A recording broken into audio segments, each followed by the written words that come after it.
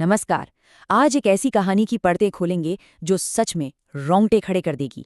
हम ये समझने की कोशिश करेंगे कि कैसे कुछ पल और कुछ शब्द मिलकर डर का एक ऐसा जाल बुनते हैं जिससे निकलना नामुमकिन सा लगता है।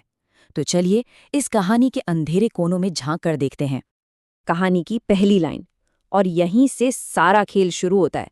ये लाइन सीधा दिमाग में एक बेचैनी सी पैदा कर देती है।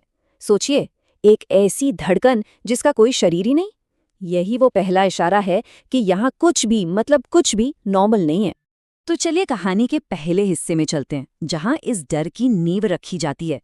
देखिए, हर हॉरर स्टोरी को एक डरावनी जगह तो चाहिए ही होती है ना? और ये कहानी हमें एक ऐसी ही जगह पे ले जाती है। जरा माहौल को महसूस कीजिए। एक पुराना सरकारी अस्पताल और उसकी तीसरी मंजिल पर एक कमरा, OT-3, जिसका नाम लेने से भी लोग कतराते हैं। ये सिर्फ एक जगह नहीं है, ये खुद एक किरदार है जो बस खामोशी से अपने अगले शिकार का इंतजार कर रहा है। तो आखिर OT-3 इतना बदनाम क्यों है? इसका इतिहास ही कुछ ऐसा है। 12 साल पहले एक ऑपरेशन के दौरान पूरी की पूरी सर्जिकल टीम की रहस्यमयी मौत हो गई थी। तब से ये बंद है। अब ये सिर्फ एक कमरा नहीं, बल्कि एक अनसुलझा रहस्य बन चुका है। एक ऐसी कहानी जिसे लोग दबी आवाज में एक दूसरे को सुनाते हैं। और अब इस दहशत के बीच एंट्री होती है हमारे मेन किरदारों की, और इनके आते ही शुरू होती है असली टक्कर, साइंस और सुपरनैचुरल के बीच। तो ये हैं वो 4 युवा इंटर्न्स, हर कोई एकदम अलग। आर्यन, जिसे सिर्फ साइंस पर भरोसा है। प्रिया, जो थोड़ी सेंसिटिव है, जल्दी डर जाती है। राजीव, जिसे हर चीज में एडवेंचर चाहिए। और नेहा, जो शांत रहकर सब कुछ एनालाइज करती है। और यही 4 अलग अलग सोच उस रात आपस में टकराने वाली थी। यहाँ होती है तर्क और डर की सीधी टक्कर। एक तरफ है आर्यन का लॉजिक, उसका ईगो कि यह सब बकवास है, और दूसरी तरफ है वो डर जो सालों से सुनी कहानियों से पैदा हुआ है। और अक्सर ऐसी कहानियों में यही ईगो तबाही का पहला कदम बन जाता है। और ये रहा वो पल, वो एक लाइन जिसने सब कुछ तय कर दिया। ये सिर्फ एक वाक्य नहीं है, ये वो घमंड है जो उन्हें सीधे मौत के मुंह में खींचकर ले जा रहा था। वो डर को गलत साबित करने गए थे, पर असल में उसे दावत दे बैठी। अब कहानी अपने सबसे खौफनाक मोड़ पर आ जाती है। जैसे ही वो दरवाजा खोलते हैं, खेल शुरू हो जाता है। दरवाजा बंद होने वाला है, और वापसी का हर रास्ता भी। अंदर का माहौल जरा महसूस करने की कोशिश कीजिए। एक घुटन भरी खामोशी, हवा इतनी ठंडी कि हड्डियों तक पहुंच जाए, और एक अजीब सी महक, धूल, सड़न और कुछ मेटल जैसा। ये कमरा कम और कोई कब्रगाह ज्यादा लग रहा था। और तभी कहानी की सबसे अजीब और डरावनी चीज होती है, एक हार्ट मॉनिटर जिस पर कोई सेंसर तक नहीं लगा है, अचानक अपने आप चालू हो जाता है। और वो एक धड़कन दिखा रहा है, धीमी, स्थिर।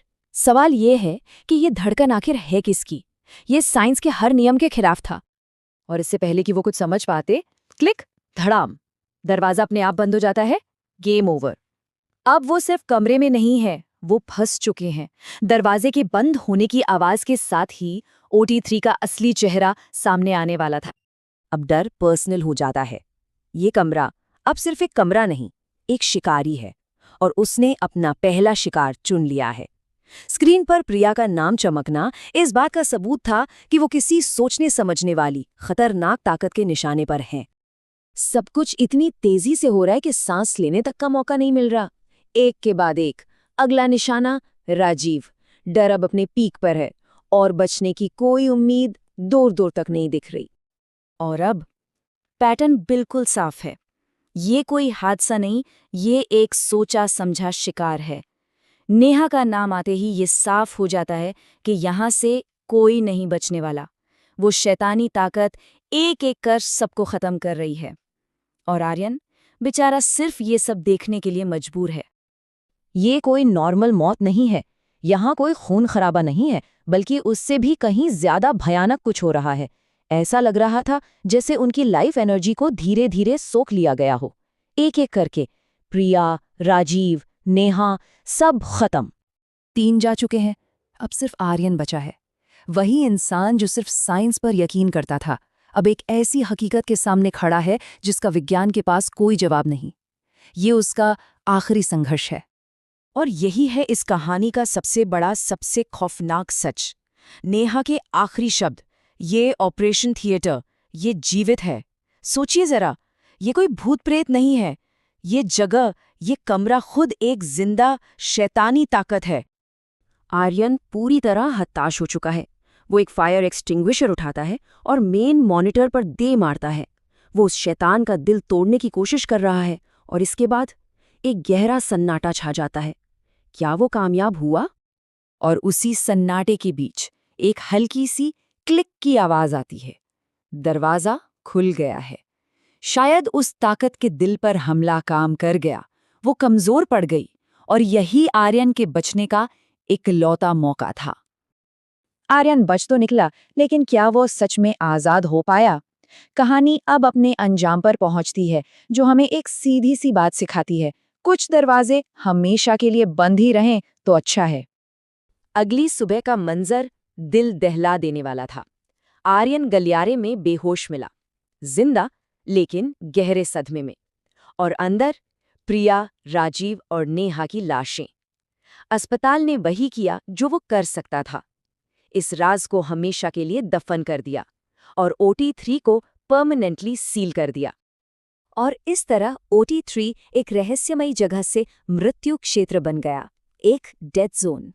अब ये सिर्फ कोई सुनी सुनाई अफवाह नहीं थी, बल्कि एक खूनी हकीकत थी, एक चेतावनी जिसे खून से लिखा गया था।